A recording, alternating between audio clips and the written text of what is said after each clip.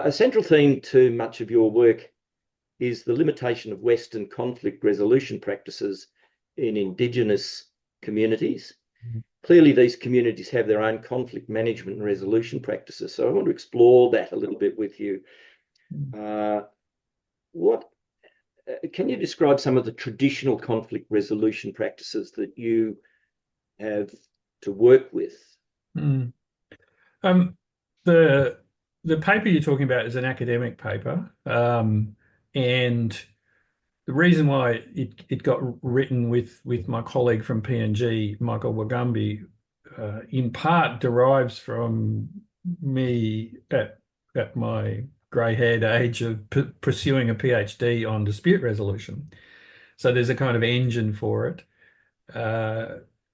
Michael and I attended a Pacific criminology conference, and we felt that we should probably write something about our situation, given that most mediation doesn't intersect in that space at all. And some of the issues that have arisen, so for instance, there's a lot of conflict created by climate change. There's a lot of conflict created by the conditions of poverty and people not having control over that.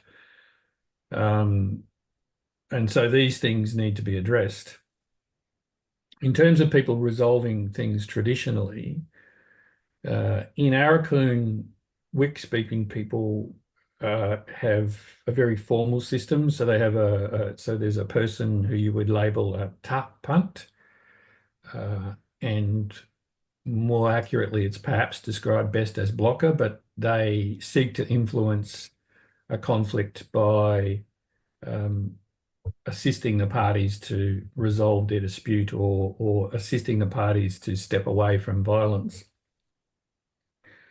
Marsha Langton, Professor Langton, wrote a paper among, there's a number of anthropologists who've written on this, that talks about the idea that all humans use conflict and violence as a way of creating order.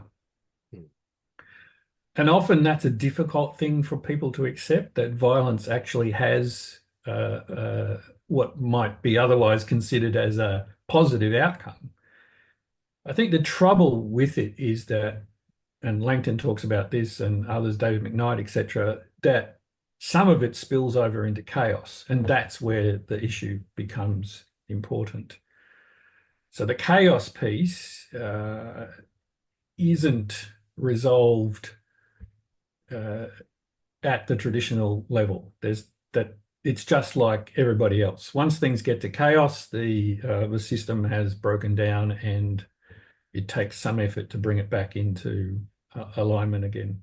In Papua New Guinea, there are important people. They have a big man structure, and so they might use a system of conversation involving village elders to help lead people toward a solution.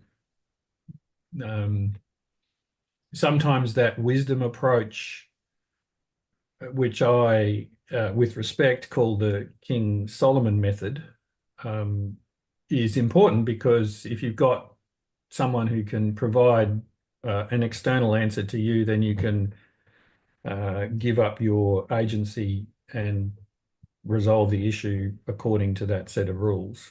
And often that's effective. I think when the traditional methods get applied, they've been applied before there were non-Indigenous people arriving or before colonialism, and they're still intact today, and they get deployed on a regular basis.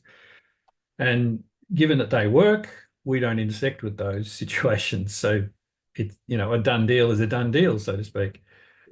And I guess where in effect the wheels have fallen off,